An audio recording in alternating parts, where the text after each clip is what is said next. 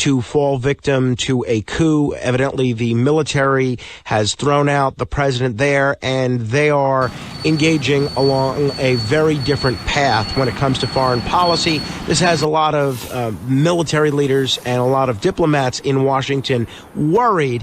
What do you think the implications of this Niger coup are for the United States? Well, something to keep in mind is that Niger and the countries that surround it have become very, very closely tied to the United States as well as France in many ways. Now, all of these countries were originally part of Afrique du Nord, of the French North African Empire. When the French officially decolonized, they retained in all of these states interests that were purely commercial. And these interests that are commercial had to do with mining, the extraction of minerals, many other things. And there were sweetheart deals that were made with the new governments. And of course, at the time when Niger and its neighbors became independent, they needed a lot of help and support from the French. Over time, the French have made themselves extremely unwelcome in North Africa. The French are now seen as really just an extension of their former colonial presence. And the leadership in these countries, the new leadership, the people coming to power, have had it with them and want them out. We, unfortunately, in the meantime, insinuated ourselves into the region because we saw some strategic value in having an enormous airfield in the middle of the Sahara in Niger. At the same time, we wanted to establish a presence there to work with the French against the Islamists who were beginning to crop up and develop and expand in the region. But the truth is, once we came in there, the Islamist revolt, if you will, the rebels against us, really didn't exist. And it was our very presence that acted as a catalyst for the emergence of new Islamists. So now the local population is very, very angry with us, as well as the French. And the interesting thing is that many of these military officers have been trained by us and educated by us thanks to this Africa Command that we set up years ago. We've insinuated ourselves into their military establishments, ostensibly for the purpose of, quote unquote, promoting liberal democracy. And what we've got instead are people that are furious with us, that see us as aiding and abetting the French exploitation of their countries. They've rebelled against their leaders, who they see as colonial lackeys of France and the United States, and they're throwing us out. And frankly, Frank, we should get out. Africa is Africa. It's not part of us. It's not part of France. And the people that live there need to determine their destinies. We should demilitarize our relationship with those people. But I'm sure that we'll refuse to do that. A lot of Americans read reports of the role that the Wagner Group played in the Niger coup, and it has there were even some reports of waving Russian flags and things of that nature. It does remind a lot of folks of the height of the Cold War, when the communist bloc and the West were sort of fighting for the latest third world country that would align with them as opposed to their adversary. Is this a new Cold War, not based on communism, but based on NATO versus everybody else? You know, I think in some ways it is, in other ways it's not. You know, first of all, Wagner did not make this coup happen. This happened for reasons that have nothing to do with the Wagner Group. Secondly, yes, they've been waving Russian flags. And we saw the same sort of thing happen years ago with Nasser in Egypt, where when it became clear that the United States and the West were not going to provide Egypt with the assistance it needed, they simply turned in the direction of the Russians to get it. And remember that the Africans in particular, particularly sub-Saharan Africa, is not just the region that we're talking about, was recently granted effectively a debt holiday by Putin. He forgave a debt of $23 billion and said, look, you're not going to be able to pay it back, and it's too much of a struggle. Let's forget it and restart the clock at zero. Well, you could imagine that the people in the region were ecstatic. And that's really what they need to get out from under the debt bomb that hung over them. So he's made himself very popular there, and the Russians are popular. And I think you'll find that in most of the world, Latin America, Africa, Southeast Asia, even in Northeast Asia, people are very sympathetic to the Russians and what has happened to them in Ukraine, because they see Russia as under attack, which it is, under attack by Ukraine and Ukraine's backers, the United States and NATO. We are seeing a lot of talk of a new Russian-Chinese alliance. The news this week that the U.S. was dispatching 4 warships and a reconnaissance plane after China and Russia carried out a joint naval patrol near Alaska has a lot of folks a little bit worried. Some people are saying this Chinese-Russian flotilla involved 11 vessels. That's what the Wall Street Journal reported, and that it never entered U.S. waters, but it marked what some analysts are saying is a historical first in coming awfully close to U.S. waters in the Bering Sea. What do you think the significance of this joint patrol near Alaska is, and is this the latest step in a Russian-Chinese alliance? The Russians have watched over many years as the United States Navy and its allies in NATO have held exercises in the Baltic. Those exercises involving aircraft and ground forces and naval forces, and the naval forces, of course, armed with nuclear weapons, have been exercising less than 50 miles from St. Petersburg, Russia. Now, technically, the Baltic is not a Russian lake, but you're very, very close in the Baltic, which is by ocean standards a large puddle, to Russia. The Russians have seen this go on for years. They protested and wanted us to move our operations further west. We've ignored them. You have a similar situation with the Chinese. Over the last 20 years, we've been sending U.S. naval forces and aircraft either into or immediately along Chinese territorial waters. And more recently, we've sent naval forces routinely through the Strait of Taiwan, and those are, in international law, Chinese waters. Secondly, keep in mind that at no point is there any evidence or anything in the record to suggest that the Chinese have ever stopped a commercial vessel.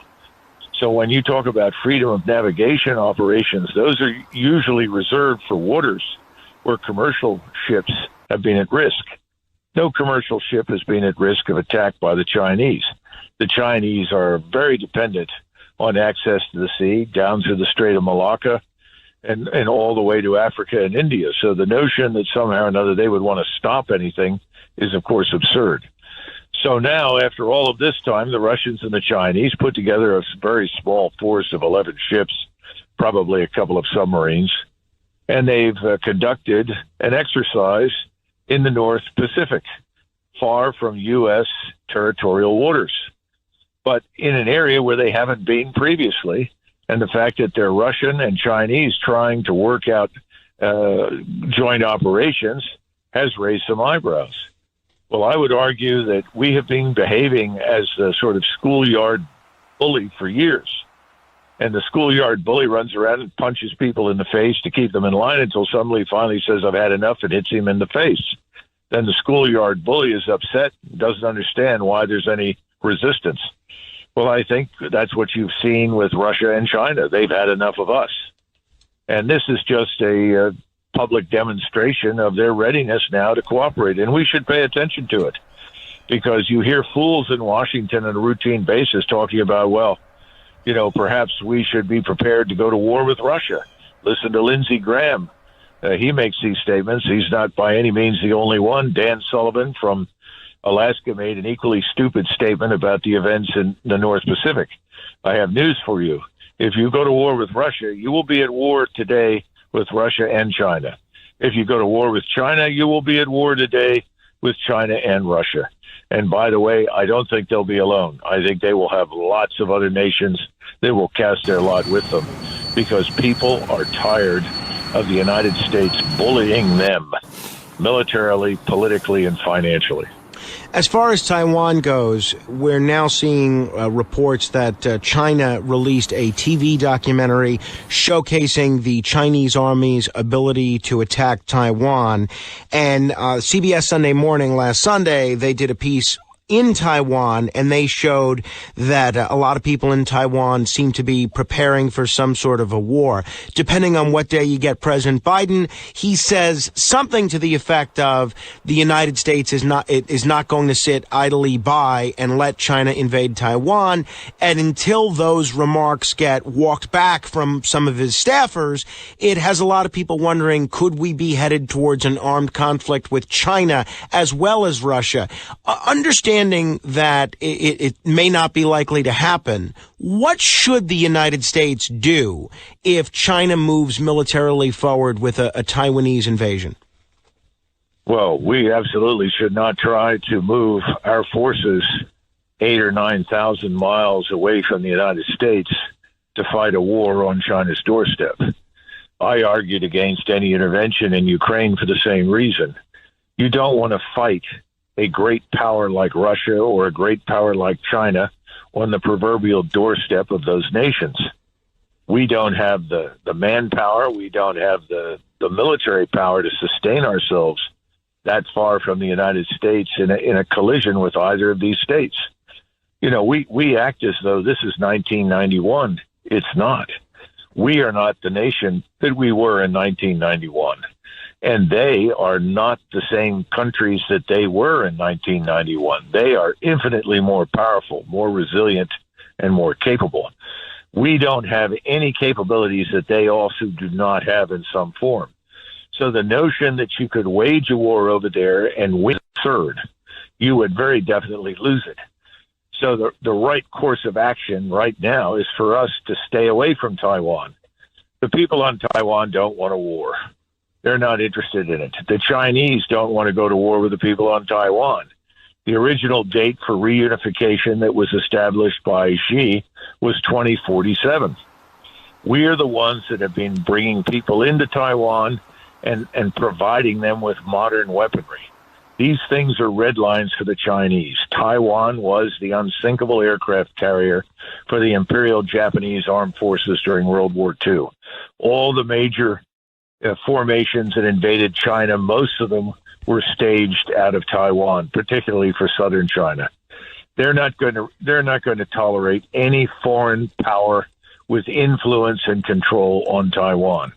And I think if you look at Taiwan politics right now, the KMT, which is Chiang Kai-shek's old party, is actually positioned to win the elections. And that party is a strong advocate for peaceful reunification with Beijing.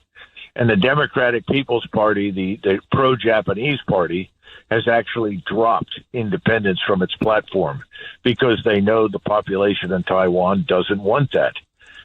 Both Chinese on the mainland and in Taiwan share a very similar aspiration. That aspiration is to live in some society in the future that resembles Singapore. We don't understand that because we're caught up in this fantasy about liberal democracy.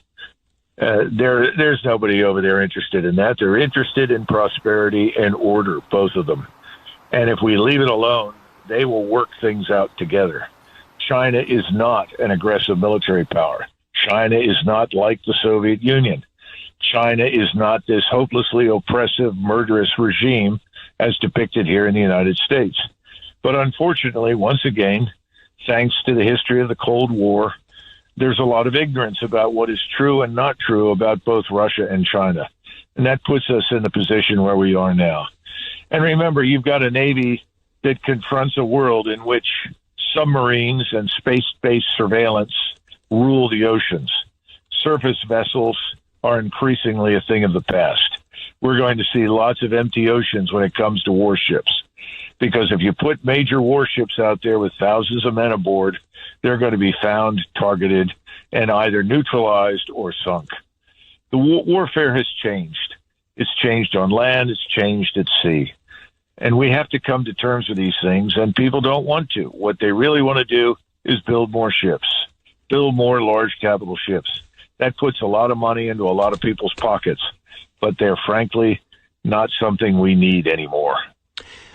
Colonel, let me end with this. Obviously, there's a presidential election next year, and a lot of people like me who are interested in foreign policy and interested in electing someone that's not going to lead us towards nuclear war are interested in candidates like Robert F. Kennedy on the left and Donald Trump on the right. But as someone that voted for Trump twice, which I did, I was quite frustrated that so many of the people in charge of Donald Trump's foreign policy team weren't people like Colonel Douglas Macgregor, although you were a senior advisor to the Secretary of Defense. They were people like John Bolton and Mike Pompeo and H.R. McMaster and the like. Is it fool me once, shame on you, fool me twice, shame on me? I mean, I'm curious what you're planning on doing with respect to the presidential race, and how can people who may have your view of foreign policy but feel like they were a little bit burned by the Trump administration and some of the key appointments that he made, how can they be comfortable in casting that vote again? Well, that's a good question. I mean, presupposing, of course, that we reach those elections without various calamities between now and then that could distort the election cycle. So setting aside all of that, I don't know exactly what will happen with President Trump. I have a lot of affection for him, but I really don't know what his plans are and the kinds of people that he plans to surround himself with. I just don't. I think very highly of R.F. Kennedy Jr., and I'll be frank with you, either of those men would lead what I would call an American First administration, and I would be happy to serve in an American First administration under either of them. But again, that's a long way off. There's a lot of water under the bridge. Sure. I still think that we face difficult times ahead for reasons of finance and economics, and also because of the uncertainty in the international environment. You know, I listen to Nassim Taleb talk frequently about black swans. Well, there are lots of black swans. Some of them are in foreign policy. They can come in the form of terrorism or warfare, just as they can come in the form of bankruptcy, bank runs, treasury bond, fire sales, and so forth.